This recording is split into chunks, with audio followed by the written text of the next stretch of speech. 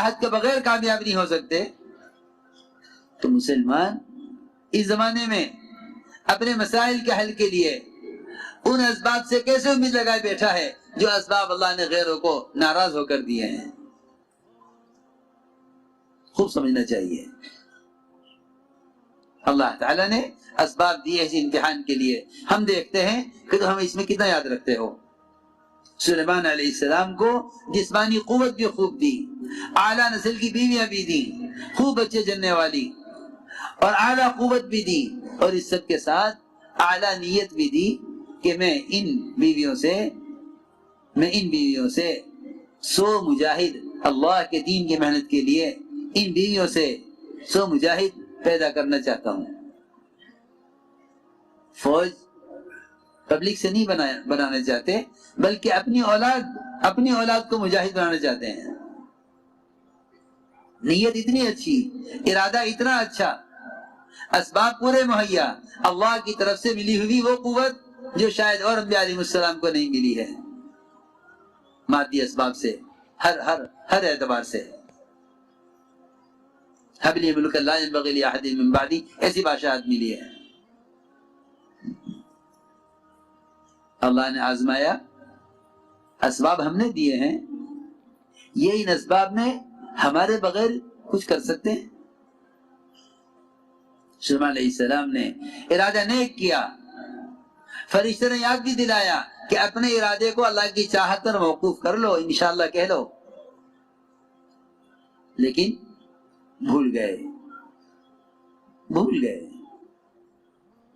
2 موقع ہیں سلیمان علیہ السلام کے بھولنے کے، ایک موقع دین کی محنت کے لیے اولاد کو پیدا کرنے کا، دوسرا موقع خوبصورت ترین گھوڑوں کے دیکھنے میں۔ اس موقع پر اشارہ کہنا بھول گئے، اس موقع پر عصر کی نماز بھول گئے۔ 2 موقع ہیں۔ یہ بات بہت توجہ سننے کی ہے کہ اس زمانے میں کسی انسان کو وہ بادشاہت، وہ اسباب اور وہ اللہ کی مخلوق پر تسلط اور اختیار کسی کو بھی حاصل نہیں ہے جو سلیمان علیہ السلام کو حاصل تھا۔ اللہ نے اس میں آزمایا۔ ہمیں کتنا یاد رکھتے ہیں؟ ہمیں ہماری عبادت میں کتنا یاد رکھتے ہیں چیزوں میں پڑھ کر، اور ہمیں اپنے ارادوں میں کتنا یاد رکھتے ہیں؟ یہ دو موقع اللہ کی طرف سے امتحان کے ہیں۔ ہمیں اپنی عبادت میں کتنا یاد رکھتے ہیں، اور ہمیں اپنے مادی اسباب اور شکلوں میں کتنا یاد رکھتے ہیں۔ اللہ کی شان، سلیمان علیہ السلام نے 100 بیویوں سے صحبت کی، انشاءاللہ کہنا بھول گئے، ایک بیوی سے بھی اولاد نہیں ہوئی، 99 بیویوں کا حمل نہیں ٹھہرا، ایک بیوی کا حمل ٹھہرا، وہ وقت سے پہلے ضائع ہو گیا۔ اللہ نے دکھلایا، فرمایا حضور اکرم صلی اللہ علیہ وسلم نے اگر میرے بھائی سلیمان انشاءاللہ کہہ لیتے تو 100 کی 100 بیویوں سے 100 مجاہد پیدا ہوتے، 100 گھڑ سوار پیدا ہوتے۔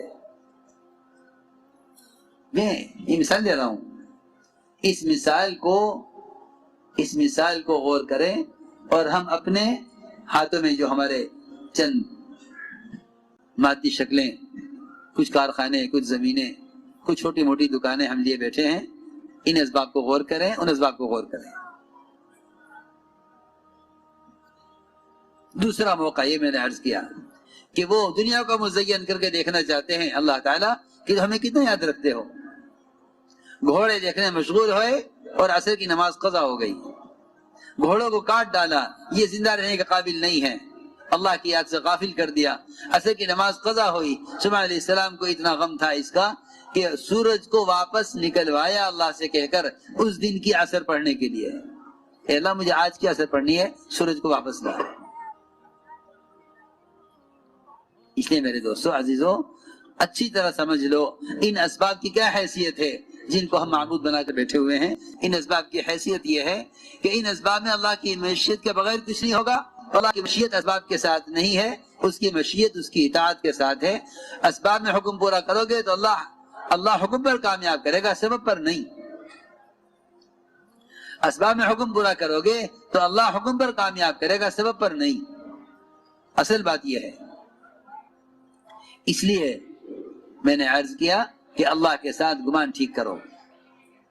اللہ ہی فرما رہے ہیں انا عند ظن عبدی بی، میں اپنے بندے گمان کے ساتھ ہوں. ابو دردار رضی اللہ تعالیٰ عنہ کے پاس کتنے لوگوں نے آ کر کہا آپ کا مکان جل رہا، فرمایا نہیں، مجھے اللہ نے دعا سکھلائی ہوئی ہے، اللہ وعدہ خلاف نہیں ہے. ہم یہ کہتے ہیں مجھے اللہ نے دکان دی ہوئی ہے، اللہ وعدہ خلاف نہیں ہے. مجھے اللہ نے کارخانہ دیا ہوا ہے، اللہ وعدہ خلاف نہیں ہے. ہم نے اللہ کے وعدوں کو شکلوں کے ساتھ جوڑا ہوا ہے، اس لیے وعدوں سے امید ہے. صحابہ نے وعدوں کو عملوں کے ساتھ جوڑا ہوا تھا، اس لیے عملوں سے امید تھی. یہ تیسری بات ہے. ہم نے وعدوں کو شکلوں سے جوڑا ہوا ہے، اس لیے وعدوں سے امید ہے. صحابہ نے وعدوں کو عمل سے جوڑا ہوا تھا، اس لیے عمل پر امید تھی. لیکن اس پر جمے رہے اللہ میرا مکان نہیں جلائیں گے. اللہ تعالیٰ نے ان کے گمان کے مطابق کیا، ان کے مکان پر آگاہ کر بجھی، یہ بتلانے کے لیے کہ قدرت وعدوں کے ساتھ ہے. تم نے وعدے کا یقین کیا، ہم نے قدرت کو ظاہر کیا. تم نے وعدے کا یقین کیا، ہم نے قدرت کو ظاہر کیا. اس لیے میرے محترم دوستو، بزرگوں، عزیزو، ایمان کا اصل تقاضا یہ ہے کہ مومن کا گمان اللہ کے ساتھ ٹھیک ہو. انا عند ظن عبدی بھی، میں بندے گمان کے ساتھ ہوں، یہ میرے ساتھ کیسے گمان کرتا ہے. اس لیے سب سے بنیادی بات یہ ہے کہ اس دعوت اللہ کے ذریعے اپنے یقین کو شکلوں سے حکموں کی طرف پھیرنا، اپنے اور دوسروں کے یقین کو شکلوں سے حکموں کی طرف پھیرنا، یہ ہے اللہ کی ذات عالی سے براہ راست فائدے اٹھانے کا ذریعہ. دوستو، آپ سن رہے تھے حضرت جی مولانا سعد صاحب کا بیان، اور یہ بیان آپ کا اپنا یوٹیوب چینل اور فیس بک پیج، یوٹیوب چینل ہمارا عالمی مرکز کے نام سے ہے اور فیس بک پیج ہمارا مبارک دین کے نام سے.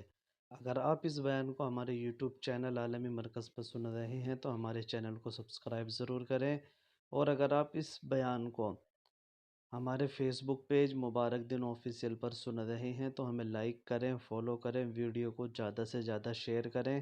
حضرت جی مولانا سعد صاحب کے لیٹسٹ بیان، مرکز نظام الدین کی لیٹسٹ ویڈیو، مرکز نظام الدین کے لیٹسٹ بیان.